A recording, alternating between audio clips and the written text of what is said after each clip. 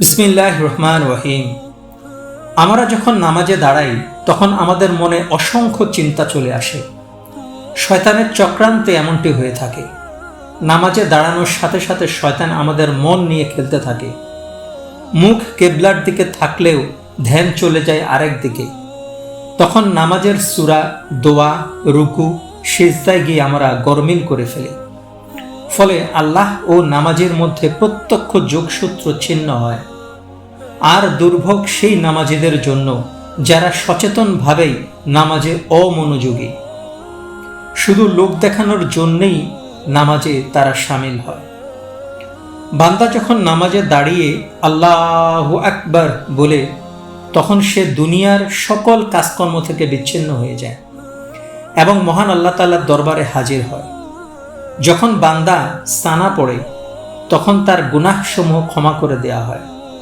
আউযু বিল্লাহ এবং বিসমিল্লাহ পাঠের পর বান্দা যখন সূরা ফাতিহা পড়ে তখন মহান আল্লাহ তাআলা বলেন, আমি সালাতকে আমার ও আমার বান্দার মধ্যে অর্ধেক করে ভাগ করে নিয়েছি, আর আমার বান্দা যা চাইবে সে তাই পাবে।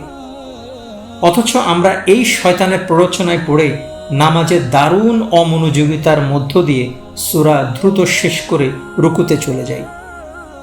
রুকুতে গিয়ে যখন বলা হয় সুবহান রাব্বিয়াল আযীম, আমার মহিমান্বিত প্রতিপালকের পবিত্রতা ঘোষণা করছি, তারপর রুকু থেকে মাথা উঠানোর সময় আমরা বলি সামি আল্লাহু লিমান হামিদা, আল্লাহুম্মা রাব্বানা ওয়া লাকাল হামদ।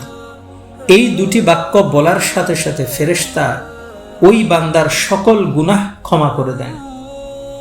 ঠিক এই জায়গায় যদি আরেকটি বাক্য বলা হয় হামদান কাসীরান তাইয়িবান মুবারাকা ফীহি, এই বাক্যটি বলার সাথে সাথে ৩০ জনেরও বেশি ফেরেশতা ওই বান্দার সওয়াব কে আগে লিখবে তা নিয়ে নিজেদের মধ্যে প্রতিযোগিতা শুরু করে দেয়। আমরা যখন সিজদায় যাই, দুই সিজদার মাঝে একটি দোয়া পাঠ করা জরুরি।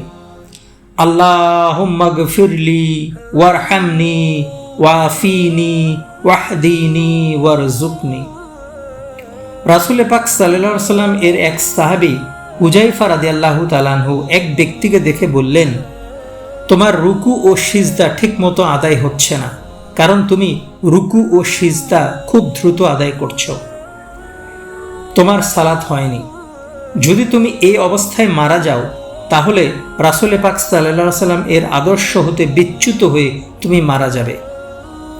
রাসূল পাক সাল্লাল্লাহু আলাইহি ওয়াসাল্লাম রুকু ও সিজদাতে দীর্ঘ সময় থাকতেন এবং রুকু ও সিজদার সময় একই ছিল।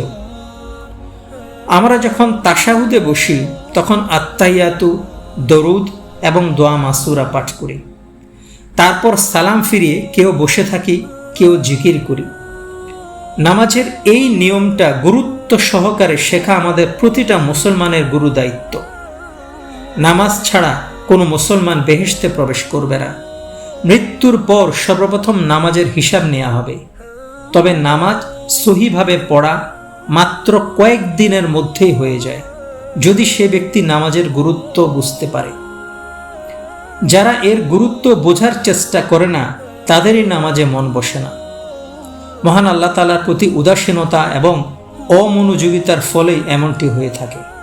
মহান আল্লাহ তাআলা বলেন, ওই ঈমানদারগণ নাজাত পেল যারা নামাজে বিনয় নম্র ভাব ধারণ করে। নামাজ সহি, শুদ্ধ ও আল্লাহর নিকট গ্রহণযোগ্য করতে হলে বান্দার মনে ও সম্মুখে আল্লাহর উপস্থিতির ধারণা অপরিহার্য। সেই সাথে তাকবীর, কেরাত, রুকু ও সিজদার তাসবিহ প্রভৃতি আদায় করার সময় মনোযোগ সহকারে সেগুলোর প্রতি খেয়াল রাখতে হবে। এছাড়া নামাজের ফরজ, ওয়াজিব, সুন্নত ও মুস্তাহাবগুলো জেনে নিয়ে ওইগুলো আদায়কালে অধিকতর মনোযোগী হতে হবে।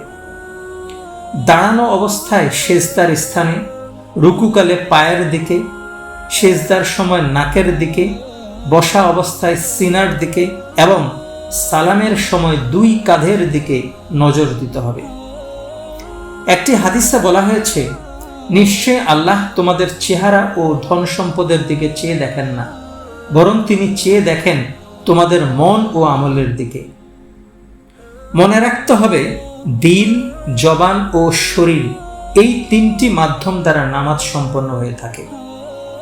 নামাজ আদায়ের এই প্রক্রিয়ার সাথে যেন নামাজের মনে সার্বক্ষণিক আল্লাহর উপস্থিতি বহাল থাকে, সেদিকে বিশেষভাবে লক্ষ্য রাখতে হবে। আর তা না রাখলেই নামাজে মন বসবে না। নামাজে মন বসানোর জন্য 3টি কাজ করা জরুরি। 1 নাম্বার হচ্ছে প্রথমেই অজু ও নামাজের নিয়ম, সূরা, কেরাত সহ পুরো নামাজ ভালোভাবে শিখতে হবে। 2 নাম্বার হচ্ছে ধীর স্থিরভাবে নামাজ আদায় করার অভ্যাস তৈরি করতে হবে। মনে রাখতে হবে, তাড়াহুড়ো করলে সে নামাজ হবে না। এবং 3 নাম্বার হচ্ছে নামাজের উপকারিতা ও নামাজি ব্যক্তির পরকালীন জীবন কেমন হবে তা জানার জন্য হাদিস ও কোরআনের অর্থ সহ পড়তে হবে। তাহলেই আমরা নামাজে মনোযোগী হতে পারব।